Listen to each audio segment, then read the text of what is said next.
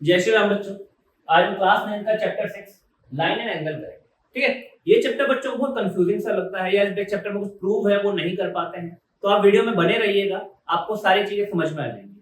हम इस चैप्टर की एक एक चीज कवर करेंगे पूरी बेसिक से लेके आगे तक, तो वीडियो में बने रहिएगा और आपको सारा कुछ पता लग जाएगा। चलिए इस चैप्टर की शुरुआत करते हैं। कह रहा है भाई एक लाइन क्या होती है, व्हाट इज अ लाइन, है ना। एक लाइन क्या होती है, मैं कह रहा हूं भाई एक line, this is a line, दोनों तरफ एरो है, तो लाइन का मतलब हुआ कि एक भाई एक ऐसी रेखा या फिर पॉइंट से मिली हुई एक ऐसी रेखा जिसे इधर भी कितना भी एक्सटेंड कर सकते हो आप और इधर भी कितना ही एक्सटेंड कर सकते हो। मतलब आप ये बोल सकते हो a line has no starting point, no starting point and no ending point.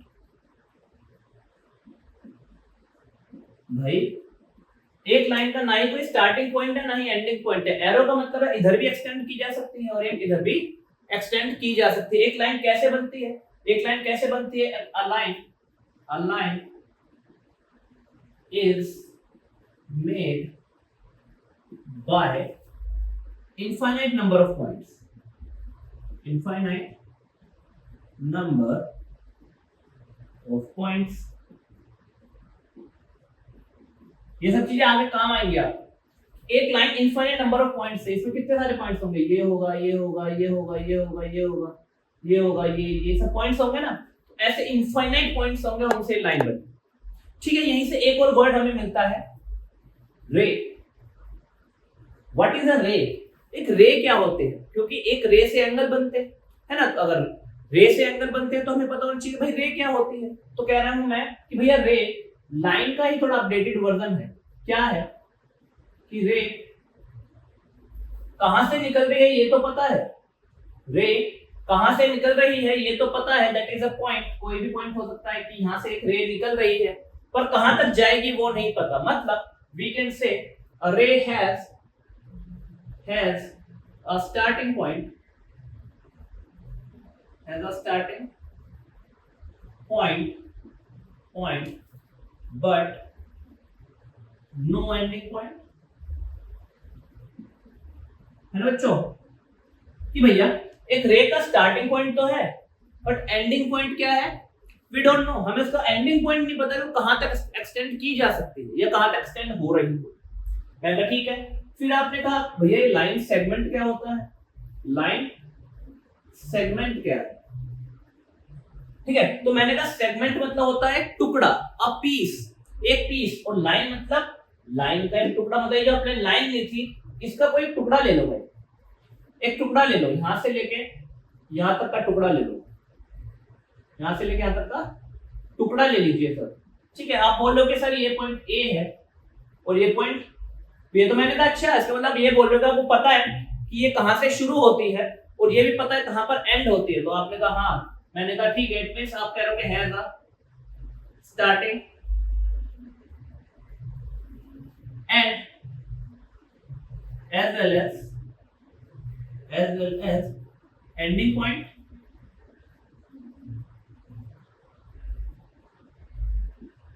सही बात, सही बात है ना। मैं कह रहा हूं कि भैया लाइन सेगमेंट का एक स्टार्टिंग पॉइंट भी है और एंडिंग पॉइंट भी है।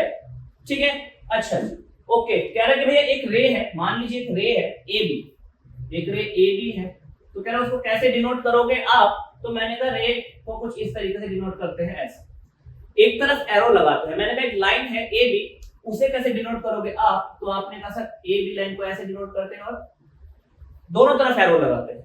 मैंने कहा लाइन सेगमेंट है ए बी, उसे कैसे डिनोट करोगे आप। तो आपने कहा सर ए बी को लाइन सेगमेंट को ऐसे डिनोट करते हैं सर, इधर भी एरो नहीं लगा।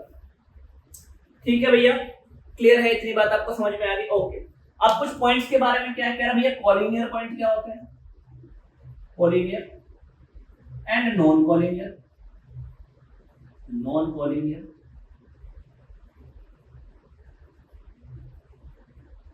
इसके बारे में एक बहुत इंटरेस्टिंग, इसके बारे में भी एक बहुत इंटरेस्टिंग बात पता करेंगे। कह रहा मैं collinear, a point in same line, एक लाइन है उस सीधी रेखा में जो पॉइंट होंगे, all those points are collinear, वो सारे पॉइंट्स क्या होंगे, collinear. All points in a line, point all points on a straight line.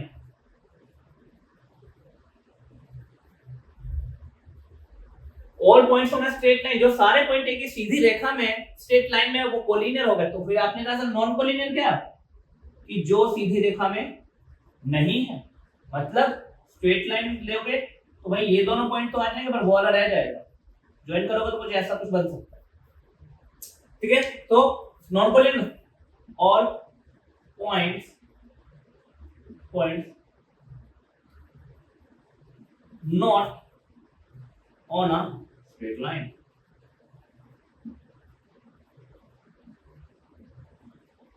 Point जो स्ट्रेट लाइन में नहीं है, तो यहां से आपको एक बात और पता लग जाएगी बच्चों कि कोलिनियर पॉइंट्स कभी भी एक ट्रायंगल फॉर्म नहीं कर सकते। देखो कोई ट्रायंगल फॉर्म नहीं होता, बट अगर मैं 3 नॉन कोलिनियर पॉइंट ले लूं, मतलब अलग अलग, मैं कह रहा हूं एक ये और एक कहीं भी इससे अलग है, तो आपने कैसा करता है, इनको जोड़ते हो आप, इनको अगर आप जोड़ते हो जो ट्रायंगल बनेगा, इस ट्रायंगल का नाम आप कुछ भी रख सकते हो कि ये ए पॉइंट था, ये बी पॉइंट था, ये सी पॉइंट था, और इन तीनों को ज्वाइन करा तो एक ट्रायंगल हुआ। तो हाँ भैया कोलिनियर पॉइंट्स कभी भी ट्रायंगल फॉर्म नहीं कर सकते, and non collinear points can form a triangle, ये ट्रायंगल फॉर्म कर सकते हैं। सर जी मेरी बात ओके। यहां से एक और चीज पे आते हैं कि भैया वो पॉइंट जहां पे दो रे एक दूसरे को मीट करती हैं, जैसे कि मान लीजिए एक ये पॉइंट है, जैसे पॉइंट, एंड इस पॉइंट से दो रेज निकल रही है, एक ये और एक ये, दो रे किसी एक ही पॉइंट से निकल रही हैं, तो you can say this point as vertex.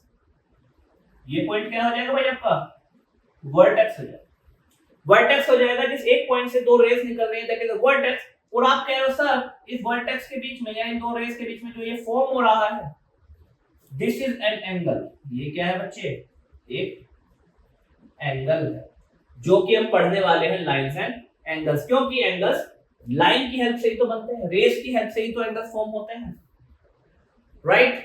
ठीक है, तो हम एंगल तक आ गए हैं। प्लीज इस सब चीज को, इस पूरे को नोट डाउन कीजिए, फिर हम चलते हैं angle and the types of angles. आइए बच्चों धीरे धीरे सारी चीजें कवर करेंगे, कह टाइप्स ऑफ एंगल्स क्या है। ठीक है भाई चलिए। अच्छा एक चीज तो हमें पता है ना, कि जैसे कि दिस इज अ रे, मैं यहाँ पे दूसरी रे ड्रॉ करता हूं, दिस इज एन एंगल, ये एंगल है, और जिस तरीके से रे ऊपर चलती जाएगी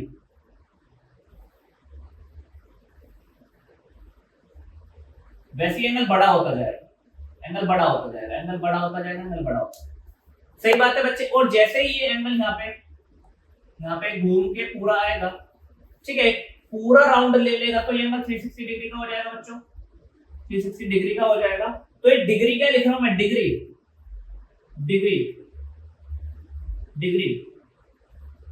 is a unit to measure angles।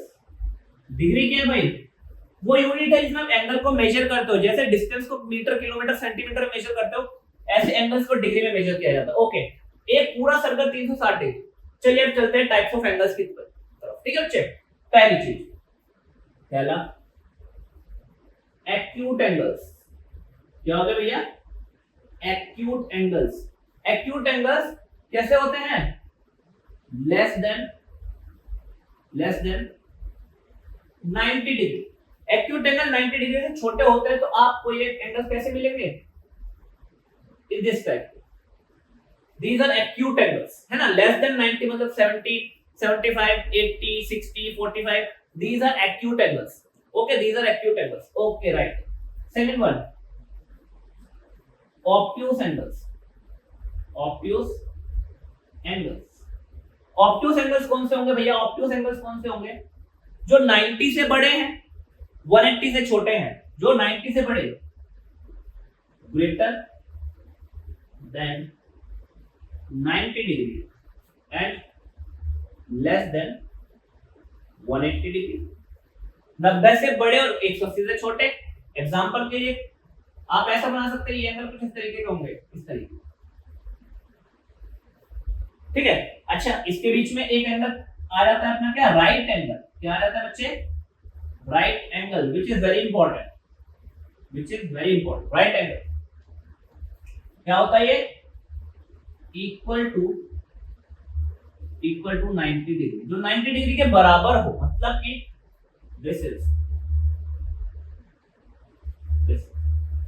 तो देखिए एक्यूट एंगल इससे छोटे, ऑब्ट्यूज इससे बड़े, समझ में आएगी बात, इसलिए एक्यूट ऐसे, ऑब्ट्यूज ऐसे, this is right angle. Okay okay.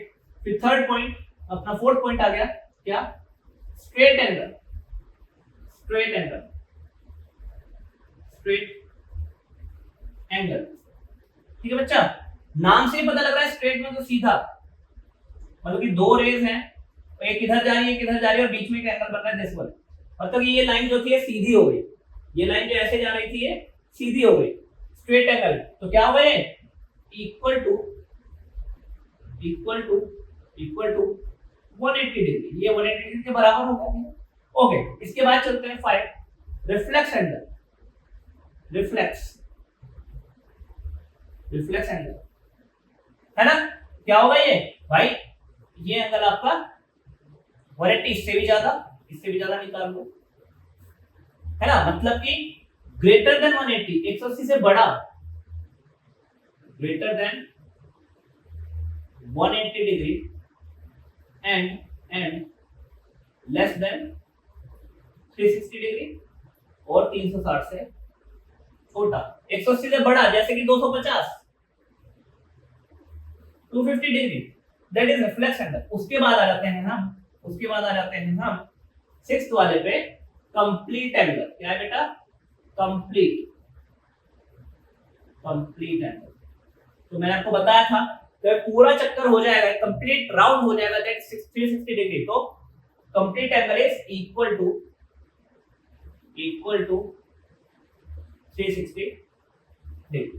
तो acute, obtuse, right angle, straight angle, reflex angle, complete angle, ये सारे एंगल, ये हमारे टाइप्स ऑफ एंगल है, ठीक है। इसके बाद कुछ और पढ़ेंगे, प्लीज वीडियो को पॉज करके इसे नोट डाउन कर लीजिए।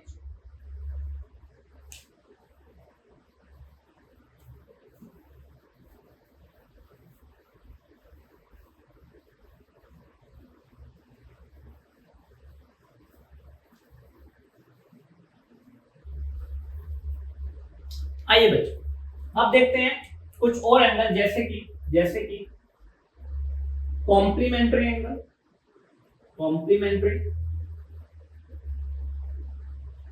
और दूसरा सप्लीमेंट्री।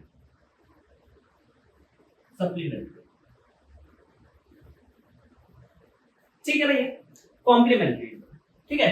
अच्छा, अब मैं कह रहा हूं ये कॉम्प्लीमेंट्री एंगल जो भी होंगे बेटा पेयर में होंगे, पेयर मतलब जोड़ा होगा, मतलब कि दो लोग होंगे, मतलब कि दो एंगल्स होंगे। मैंने कहा भाई कॉम्प्लीमेंट्री एंगल्स आर दो एंगल्स, या angles have sum of 90 degree, या फिर a pair of angles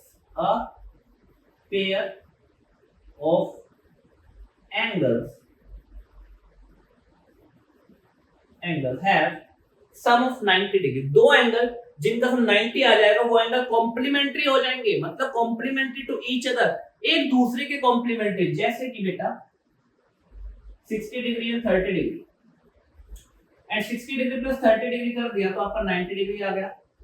तो 60 डिग्री और 30 डिग्री एक दूसरे के कॉम्प्लीमेंट्री हो गए, 60 30 का कॉम्प्लीमेंट्री हो गया और 30 60 का कॉम्प्लीमेंट्री हो गया। अब अगर मैं बोलूं 72 कि भाई 72 का कॉम्प्लीमेंट्री कौन होगा, मतलब 72 में किसे ऐड करें कि 90 डिग्री आ जाए, तो कितना आ जाएगा बेटे 18 डिग्री। तो 72 18 का कॉम्प्लीमेंट्री हो गया और 18 72 का कॉम्प्लीमेंट्री हो गया। अब इसमें ही मैं आपको एक क्वेश्चन पूछता हूं, क्या कि बेटा which angle is complementary to itself, ऐसा कौन सा एंगल है जो अपने आप का ही कॉम्प्लीमेंट्री है, मतलब जिसे अपने आप में जोड़ो तो 90 आ जाए। तो आपने कहा sir it is very easy, 45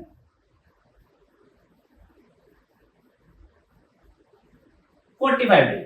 क्योंकि 45 को सर 45 में जोड़ रहे हो तो 90 आ रहा है, मतलब ये 45 इसका कॉम्प्लीमेंट्री, ये 45 इसका कॉम्प्लीमेंट्री, मतलब 45 डिग्री अपने आप का ही कॉम्प्लीमेंट्री है, अपने आप का ही कॉम्प्लीमेंट्री। तो the pair of angle which have the sum of 90 degree are called complementary angles, right. अब आ जाते हैं सप्लीमेंट्री एंगल।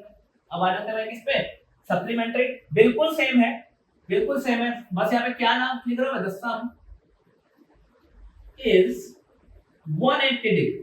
तो ये भी क्या होंगे एंगल, पेयर में होंगे, जोड़े में होंगे।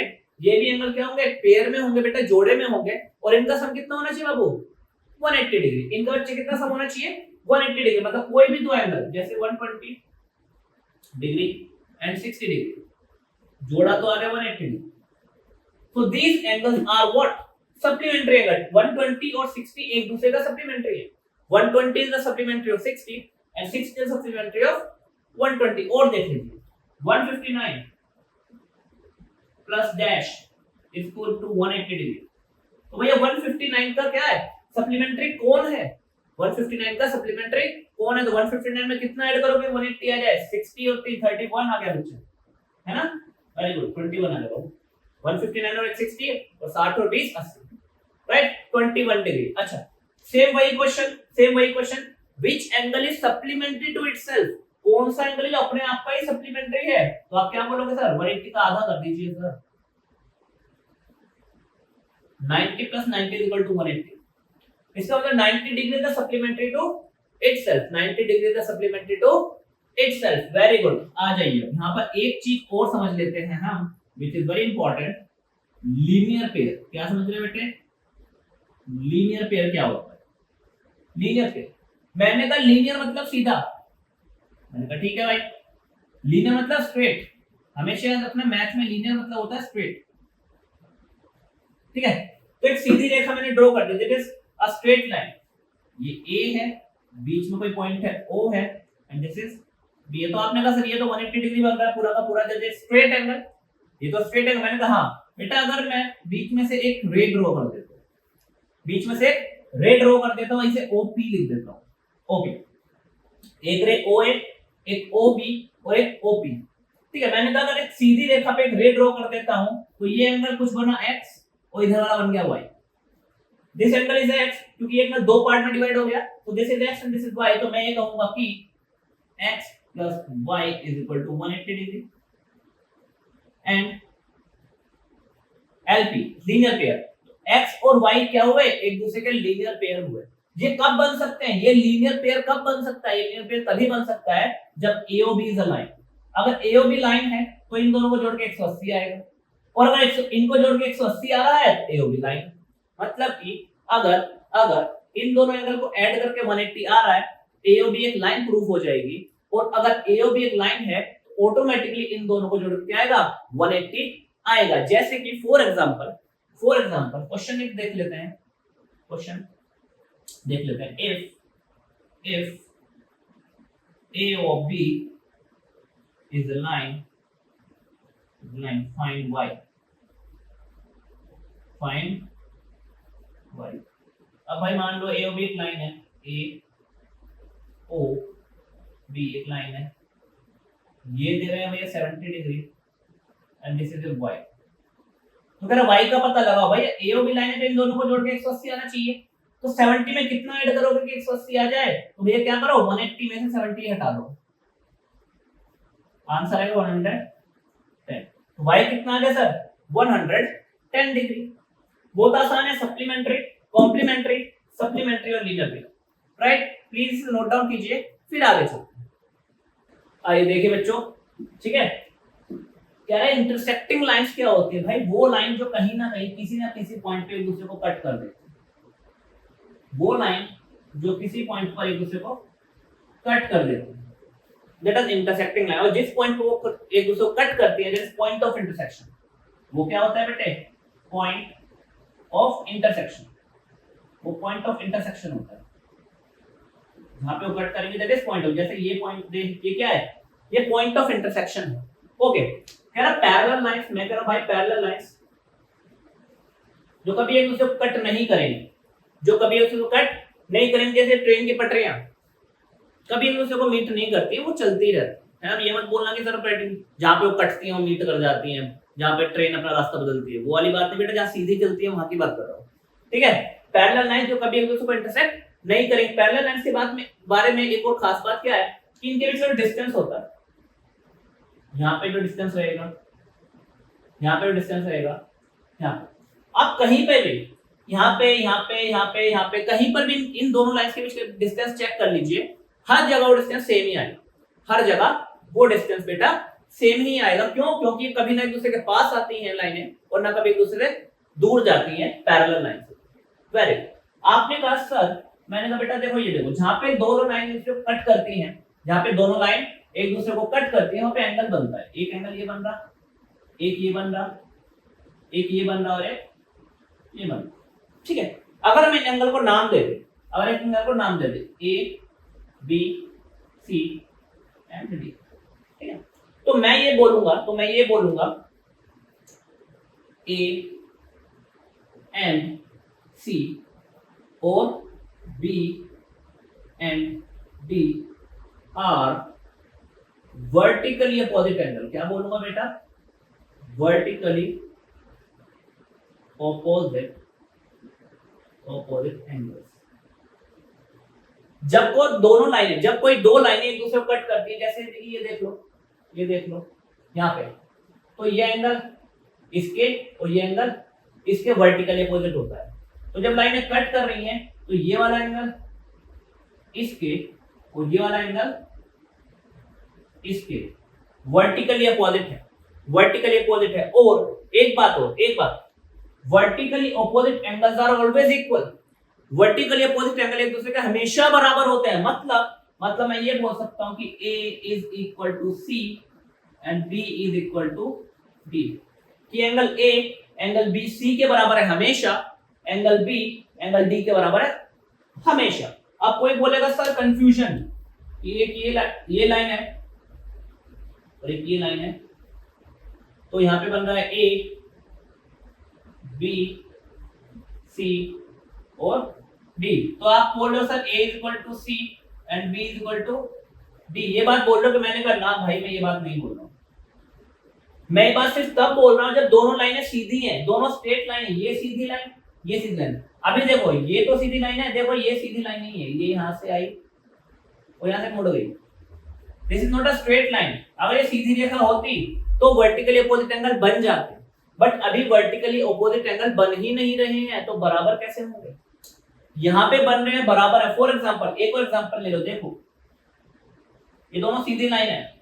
मैंने कहा कि भाई ये 50 डिग्री है, ये x है, ये y है और ये z है। तो मैंने कहा बेटा x y z तीनों फाइंड करो। मैंने क्या कहा? x y z तीनों फाइंड करो। तो आपने कहा ठीक है सर। 50 के सामने y, 50 के सामने y, तो ये तो वर्टिकल अपोजिट हो गया। तो मैंने कहा ठीक है, तो y तो 50 ही हो गया, y तो 50 डिग्री हो गया। बहुत आसान सी बात है, वर्टिकल ओके है ना, वर्टिकली अपोजिट एंगल, तो y तो 50 ही हो गया। ओके, आपने कहा सर ये जो आप बोल रहे हो ये तो सीधी रेखा है। हाँ, तो आपने कहा सीधी रेखा के बीच में से एक और रे आ गई। हाँ, तो सर आपने कहा था जब सीधी स्ट्रेट लाइन के बीच में एक और रे आ जाए तो इन दोनों का सम 180 होता है।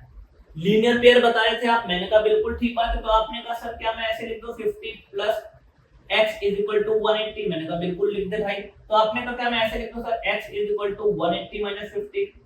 मैंने कहा बिल्कुल लिख दे भाई। तो आपने कहा sir x is equal to 130? मैंने कहा बिल्कुल ठीक बात है। तो आपने कहा सर x अगर 130 है तो z भी 130 हुआ, क्योंकि सर आप तो इन्हें वर्टिकली अपोजिट कर रहे हो। तो मैंने कहा बिल्कुल ठीक है। तो आपने कहा सर क्या z भी 130 हो गया? मैंने कहा बहुत बढ़िया। तो आपने कहा सर मैंने x y z तीनों एंगल निकाल दिए। इतनी बात क्लियर है बच्चे? Intersecting line, parallel line, vertically opposite angle ये आपको बता दी। अब आ जाते हैं यहाँ पर n और n, ये दो रे हैं और ये तीसरी लाइन इनको बीच में से कहीं काट रही है। दो लाइनें हैं और तीसरी लाइन इनको कहीं से बीच में से काट रही है। इसको P मान लेते हैं, P है ना। और जो एक P है इसको बोलते हैं ट्रांसवर्सल। क्या बोलते हैं बेटा? ट्रांसवर्सल। ये ट्रांसवर्सल। ओके, अब यहां पे देखो एंगल 1 2 3 4 5 6 7 और 8 एंगल। यहां पे 8 एंगल बन रहे हैं। अब ये 8 एंगल कहीं ना कहीं किसी तरीके से ना एक दूसरे से रिलेटेड है, और वही हम पढ़ने वाले हैं, which is very important. Okay, आ जाइए बेटा, देखते हैं, आ जाइए।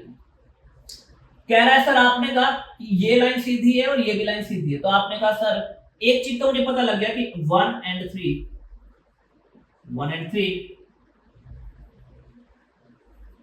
4 and 2, 8 and 6, and 5 and 7, 5 and 7 and 7 and 5 are vertically opposite angle. अभी बताया था सर आपने वर्टिकली ओपोजिट एंगल है ये।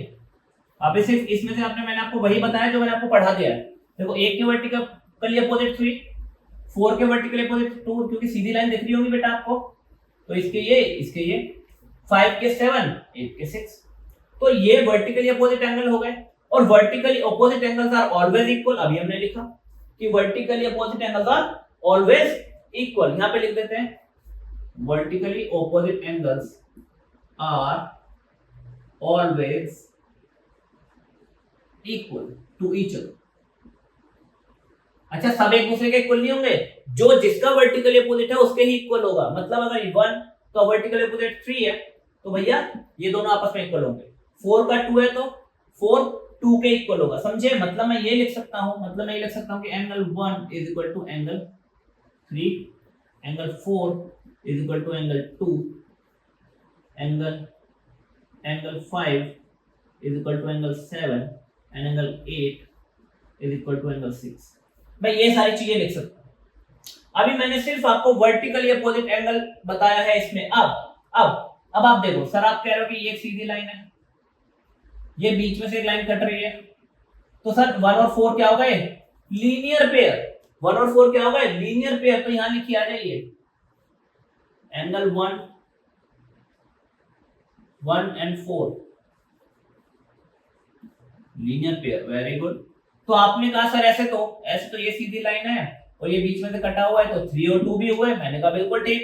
Angle 3 and angle 2 linear pair.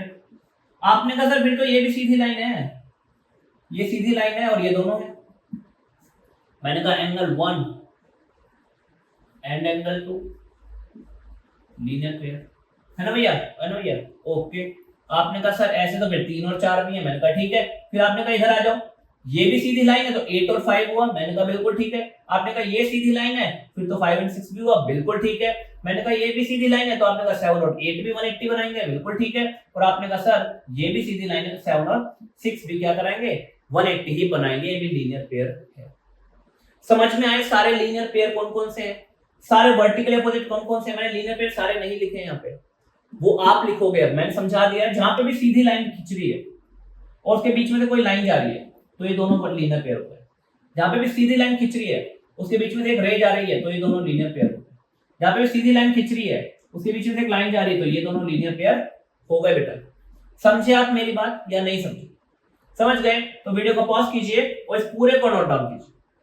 आइए बच्चे, अब कुछ और नए एंगल सीखते हैं, जैसे करस्पॉन्डिंग एंगल, अल्टरनेट एंगल, है ना, alternate interior angle, alternate exterior angle क्या होते हैं, वो सारे एंगल भी अभी सीख लेते हैं। अब आइए चलिए देखिए, हमने ये तो सीख लिया था बच्चे कि 1 और 3 वर्टिकल अपोजिट एंगल, 4 और 2 भी वर्टिकली अपोजिट, 5 और 7 भी वर्टिकली अपोजिट एंगल, 8 और 6 भी वर्टिकली अपोजिट एंगल। बहुत बढ़िया।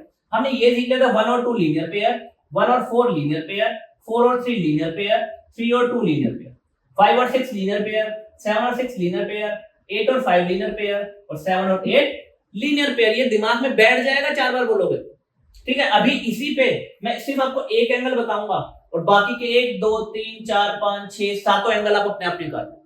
कैसे वो भी देखते हैं। अभी आप चलते हैं, हम क्या चलते हैं बेटा? अल्टरनेट एंगल देखते हैं। अल्टरनेट एंगल्स क्या होते हैं और ये कब एक दूसरे के इक्वल होते हैं? देखो बेटा, यहां पे जहां आपको जेड बनता हुआ दिखेगा, देखो ये जेड बन रहा है बेटा, है ना। यहां पे आपको ऐसा जेड बनता हुआ दिखे, ऐसा, और जेड के इस कोने पे और इस कोने पे जो एंगल होंगे वो एक दूसरे के अल्टरनेट होंगे। तो आप देखो सर यहाँ पे z बना, इस कोने पे ये एंगल, इस कोने पे ये एंगल, तो आप कह रहे हो सर अल्टरनेट एंगल में आ गए एंगल 3 एंड एंगल 5। ओके, मैंने कहा बिल्कुल ठीक। आपने कहा सर अगर इधर में उल्टा बना दो तो इधर से बना दूं ऐसे। अब मैंने कहा कि आप अगर z ऐसा बना दोगे तो ये दोनों बैठे, तो मैंने कहा ठीक है। तो आपने कहा सर अगर ऐसे z बना तो ये 2 और ये 8, ये 2 और ये 8। मैंने कहा बिल्कुल ठीक है। तो आपने कहा सर ये 2 एंड एंगल 8, ये भी क्या हो गए एक दूसरे के अल्टरनेट हो गए। मैंने कहा बहुत बढ़िया बात है, बहुत बढ़िया बात। ठीक है, आपने फिर कहा सर ये 2 और 8, 3 और 5 अंदर की साइड बने हैं, इन लाइंस के अंदर की साइड बने हुए हैं। तो मैंने कहा ये हो गए अल्टरनेट इंटीरियर एंगल। क्या हो गए बेटे? अल्टरनेट इंटीरियर एंगल्स हो गए, अल्टरनेट इंटीरियर एंगल्स हो गए। ओके, आपने कहा सर ठीक है, इसका मतलब सर अगर इस z के बाहर ये एंगल और इस z के बाहर ये एंगल, तो आपने कहा सर अगर एंगल 1 एंड एंगल 7 की बात करने लगे तो मैंने कहा बेटे वो भी अल्टरनेट है। इस z के बाहर की साइड, इस z के बाहर की साइड मतलब यहां पर बाहर की साइड मतलब कि ये, और यहां पर बाहर की साइड मतलब कि ये। ठीक है, अगर इस लाइन को सीधा खींच दिया जाए तो बाहर की साइड बना ये वाला भैया, लाइन को सीधा खींचा बाहर की साइड बना ये वाला भैया। ऐसे ही यहाँ पे लाइन को सीधा खींचा तो बाहर की साइड ये बना, लाइन को सीधा खींचा तो बाहर की साइड ये बना। तो 1 और 7 और ऐसे ही 4 और 6, एंगल 4 एंड एंगल 6, ये भी अल्टरनेट है बट कौन से वाले? बाहर बन रहे हैं, तो अल्टरनेट एक्सटीरियर एंगल हो गए, अल्टरनेट एक्सटीरियर एंगल।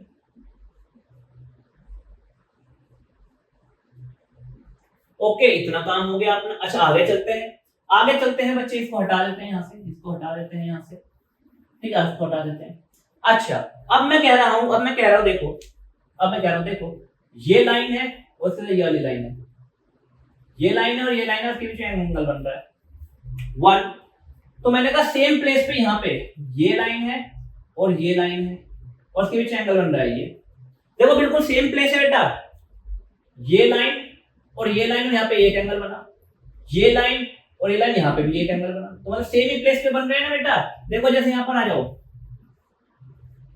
यहाँ पे और यहाँ पे, यहाँ पे और यहाँ पे, यहाँ पे और यहाँ पे, यहाँ पे और यहाँ पे। अच्छा तो यहाँ पे और यहाँ पे, तो आपने कहा सर एंगल 1 एंड एंगल 5। तो आपने कहा सर ऐसे तो ये भी है 4 और 8, ऐसे तो ये वाला भी है यहाँ पे और यहाँ पे। मैंने कहा ठीक है भाई, एंगल 4 एंड एंगल 8। सही बात। आपने कहा सर 1 एंड 5 4 और 8। आपने कहा सर फिर तो ये भी है, ये इसका ये और ये तो इसका। मैंने कहा इसका मतलब 2 और 6 भी है, फिर तो एंगल 2 एंड एंगल 6 भी है ऐसे, और एंगल 3 और एंगल 7 भी है, एंगल 3 एंड एंगल। तो आपने कहा बता तो रहे हो एक की जगह 5 2 और 6 3 और 8 4 और 8 एंड 3 एंड क्या है ये बेटा? ये करस्पॉन्डिंग एंगल। क्या हो गए बच्चे? ये हो गए corresponding angle, corresponding angle.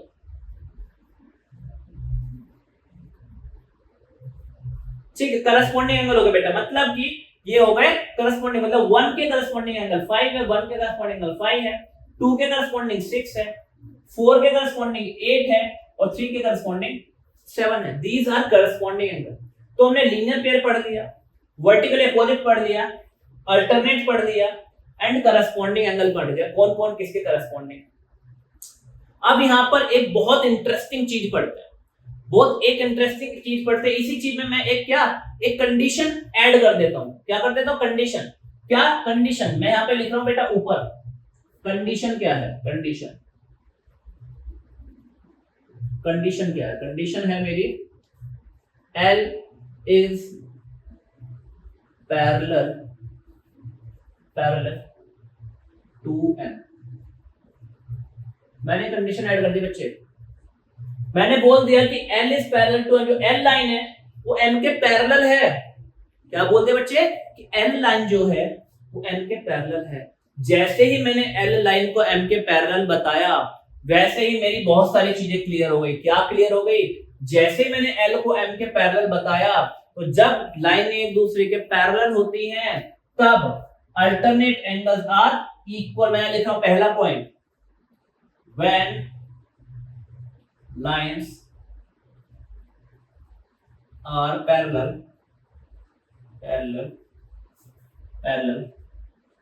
alternate angles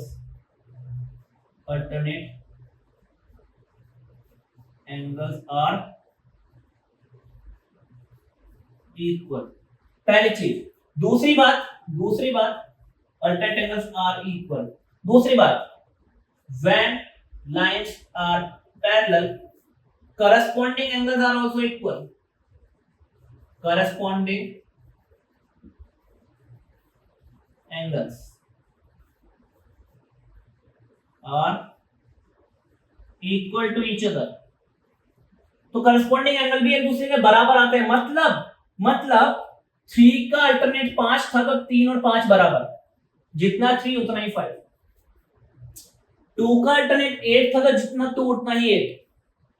1 का अल्टरनेट 4 का axial alternate axial angle A6 था तो जितना 4 उतना ही 6।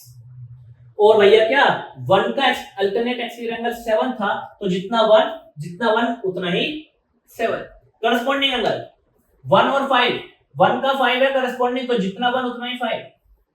ओके, 4 के करस्पॉन्डिंग 8 है तो जितना 4 उतना ही 8। 3 के 6 था तो 2 के 6 था तो जितना 2 उतना ही 6 और 3 के 7 था तो जितना 3 उतना ही 7। अभी इसी के रिलेटेड क्या करते हैं बेटा, एक क्वेश्चन करते हैं। इसी से रिलेटेड क्वेश्चन करते हैं, मजा आएगा। प्लीज वीडियो को पॉज करके इसको नोट डाउन कीजिए। मैं इस फिगर को तो बनी रहने देता हूं ताकि हमारा रिकॉल रहे कि हमने क्या करा था, याद रहेगा तो मजा आएगा। मैं दूसरी फिगर बना दी, मैंने इसको बोला 70 डिग्री और इसको बोल दिया 2, वही चीज 3 एंगल 4 एंगल 5 एंगल 6 एंगल 7। आपकी कॉपी में नोट डाउन होगा ना, पता लग जाएगा। अच्छा जी, अच्छा, वेरी गुड। मैंने कहा भैया ये तो एंगल 70 डिग्री है, एंगल 2 एंगल 3 एंगल 4 5 6 7 8 ये सब पता करो। कंडीशन क्या है? कंडीशन क्या दे दी मैंने? कंडीशन क्या दे दी? ये लाइन L है, ये M है और मैंने बोला L is parallel to M। Very good. जब आपने सर मुझे कंडीशन दे दी कि L और M एक दूसरे के पैरेलल है, फिर तो भैया मैं बोलूंगा कि भैया अल्टरनेट एंगल सारे एक दूसरे के बराबर है, करस्पॉन्डिंग एंगल सब एक दूसरे के बराबर है और वर्टिकली ऑपोजिट एंगल तो हमेशा बराबर होते हैं। मैंने कहा ठीक है। फिर मैंने बोला कि बेटा इसका मतलब एंगल 3 ये 70 है तो एंगल 3 भी 70 आ गया, तो आपने कहा सर एंगल 3 70 डिग्री। बहुत बढ़िया, इतना काम तो निकल गया मेरा। ओके, आपने कहा सर एंगल 70 ये 1 तो 5 के करस्पॉन्डिंग था, तो मतलब सर आप एंगल 5 को भी क्यों नहीं 70 डिग्री लिख देते? मैंने कहा बहुत बढ़िया। तो आपने कहा सर 5 और 7 तो क्या है, वर्टिकली ऑपोजिट है, तो मैं क्या बोल रहा हूं एंगल 7 भी कितना हुआ, जितना 5 है और 5 कितना है 70, तो एंगल 7 भी 70। बहुत बढ़िया। तो आपने कहा सर पर 3 और 7 तो एक दूसरे के करस्पॉन्डिंग थे, तो इसका मतलब जितना एंगल 7 उतना एंगल 3, मतलब भाई एंगल 3 भी 70 डिग्री। बेटा थोड़ा आपको हो सकता है कि आपको क्या गाने बजाने डीजे की आवाज आ रही हो, कावड़ चल रही है बाहर, उस वजह से आवाज आ रही है, ठीक है। बट आई विल ट्राई कि वो वॉइस आपके क्या हो जाए, सारी की सारी रिड्यूस हो जाए एडिटिंग में। ओके, चलिए आगे चलते हैं। अब 3 निकल गया, 7 निकल गया, 5 निकल गया, 3 हम ऑलरेडी निकाल चुके, तो वापस निकाल दे, कोई टेंशन नहीं। आगे अच्छा एक बात बताओ बेटा, मैंने आपको बताया था ना ये और ये तो लीनियर पेयर बना रहे हैं, ये और ये भी लीनियर पेयर बना रहे हैं, तो एंगल 2 और एंगल 70 तो लीनियर पेयर है, मतलब एंगल 2 प्लस 70 डिग्री करोगे बेटा तो 180 आना चाहिए। तो आपने बोला सर यहाँ से एंगल 2 तो 180 माइनस 70 आना चाहिए, और एंगल 2 यहाँ पे कितना बेटा 110 आना चाहिए, तो एंगल 2 110। और आपने कहा सर इतना एंगल 2 होता है 4 है वर्टिकली अपोजिट, तो आपने बोल दिया सर, आपने क्या बोल दिया सर, यहाँ पे आ जाइए, इसका एंगल 4 भी 110 10 हो गया। 2 था उतना ही 4 होगा, 2 आपका 110 आया तो 4 भी 110 हो गया। आपने कहा सर 2 का करस्पॉन्डिंग तो 6 है, 2 का करस्पॉन्डिंग तो 6 है, आपने बताया था, तो जितना 2 उतना ही 6, तो मैंने कहा बेटा एंगल 6 भी 110 लिख लेते हैं। ठीक है। आपने कहा सर जितना 6 है उतना ही 8 होना चाहिए, सर ये तो वर्टिकली अपोजिट बन रहे हैं, वर्टिकली अपोजिट, तो मैंने कहा ठीक है भाई एंगल 8 को भी 110 ही लिखते। ठीक है, आपने कहा सर बट एंगल 4 और एंगल 8 तो एक दूसरे करस्पॉन्डिंग थे, एंगल 8 एक दूसरे करस्पॉन्डिंग थे ना, कौन बचा? 2 निकल गया, 3 निकल गया, 4 निकल गया, है ना, 5 भी निकल गया, 6 भी निकल गया, 7 भी निकल गया, 8 भी निकल गया, सब निकल गए ना, सातों के सातों एंगल निकल गए। हमने सिर्फ आपको एक ही एंगल बताया था और कंडीशन दे दी थी कि n और n एक दूसरे के पैरेलल है, सिर्फ इतना ही करा, उसके बाद सारे एंगल आपने खुद ही निकाल दिए। क्लियर है बच्चे? ये पूरा कॉन्सेप्ट क्लियर है आपको? ठीक है, कॉन्सेप्ट क्लियर तो प्लीज वीडियो को पॉज करके इसको नोट डाउन कर लीजिए। आइए बच्चों, अब बस सिर्फ एक ही चीज रह गई है जो है एडजेसेंट एंगल। एडजेसेंट एंगल ये क्या होते हैं वो देखते हैं। एडजेसेंट एंगल्स बच्चे, एडजेसेंट एंगल को अगर मैं हिंदी में बोलूं तो मैं बोलता हूं बगल वाला, साइड वाला एंगल। जैसे कि मान लीजिए दो एक रे है, ये वर्टेक्स है, यहां से एक और रे निकल गई और इसके बीच में एक और रे आ गई, तो इस रे और इस रे ने मिलकर एक एंगल बनाया, एंगल 1। इस रे ने और इस रे ने मिलकर एक और एंगल बनाया, एंगल 2। तो इस वाले एंगल में ये वाली रे, इस वाले एंगल में भी ये वाली रे कॉमन है, तो इस कॉमन रे की हेल्प से दो एंगल बने, तो हम बोल देंगे क्या कि angle 1 and angle 2 are adjacent angle. Angle 1 और एंगल 2 क्या है? एक दूसरे के एडजेसेंट एंगल, बगल वाले एंगल। कभी कभार क्या होता है, ये स्ट्रेट लाइन हो जाती है और यहां से एक रे निकल जाती है, इस रे और इस रे ने मिलकर एक एंगल बनाया x, इस रे ने और इस रे ने मिलकर एक एंगल बनाया y। ठीक है भैया, एक रे दोनों में बीच में कॉमन है, दोनों एक दूसरे के अगल बगल वाले एंगल है, तो आप बोल देते हो क्या x and y are adjacent angle. ये दोनों भी एडजेसेंट एंगल हो गए भाई, बगल वाले एंगल। पर आपने कहा सर एक और बात भी तो बोल रहे हो आप, ये लाइन सीधी है, इन दोनों को जोड़ के तो 180 180 आना चाहिए, क्यों? लीनियर पेयर है। मैंने कहा सही बात है कि x plus y is equal to 180, क्योंकि ये लीनियर पेयर तो ये भी। तो जरूरी नहीं है कि एडजेसेंट एंगल हमेशा लीनियर पेयर में ही होंगे, लीनियर पेयर में हो भी सकते हैं और नहीं भी हो सकते। एडजेसेंट एंगल लीनियर पेयर में हो भी सकते हैं और नहीं भी हो सकते, अगल बगल वाले। समझे आप मेरी बात या नहीं समझे?